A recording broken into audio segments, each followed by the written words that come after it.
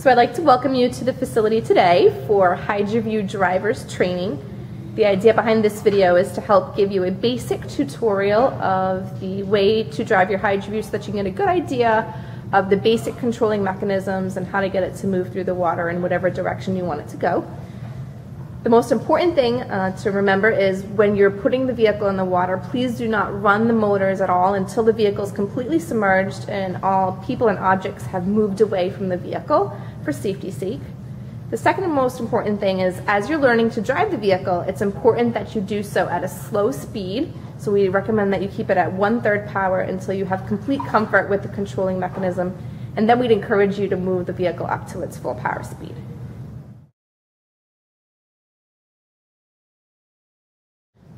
So the first set of skills that we're going to work on is turning left, right, up and down as we move at 1/3 power. So we're going to put it to 1/3 power on the throttle bar on the right.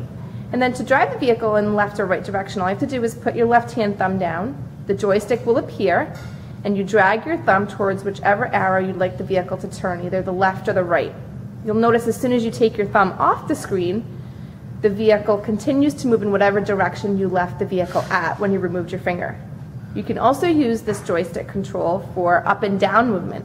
So if you'd like the vehicle to rise up to the surface, you move your finger towards the up direction. Or likewise, if you'd like the vehicle to move downward, you can move your thumb towards the downward direction, and that will help the vehicle to dive under the water. Now you can do a combination, so you can do it left and down or up and right to move the vehicle in whatever direction you need it to go.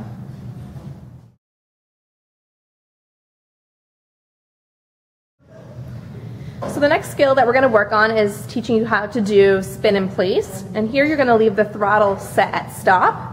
And all you're going to need to do is actually turn the vehicle using your left hand on the joystick control.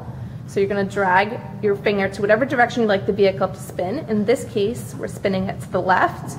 You can also spin it to the right by dragging your finger to the right. And this move is really useful when you're looking to find an object under the water. For example, if you're looking for your anchor setting or a specific fish that you've been trying to follow, you can use the spin move to get a good idea of what's happening around the vehicle.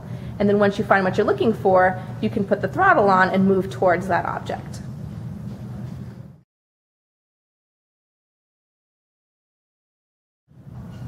So the next control I wanted to work you through is reverse. And as you see here, we've gotten our HydroView faced against the wall. If you wanted to get out of this situation or a likewise situation, all you need to do is push reverse on the bottom right of the throttle bar, and that will push you backwards. And you can still use the joystick control as you're in reverse to turn left or right. And then as soon as you want to go forward again, all you need to do is push it up to 1/3 power forward, and you move back in the forward direction.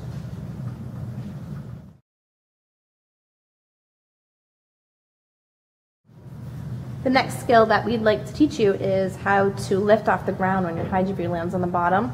And the best way to do this is to put the vehicle into reverse while also bringing the tail off the ground, so pointing the arrow down. And then you're going to move the arrow up and move forward, and that will help you lift off the ground, because sometimes it can be a little bit difficult to go from sitting on the bottom straight up into the air.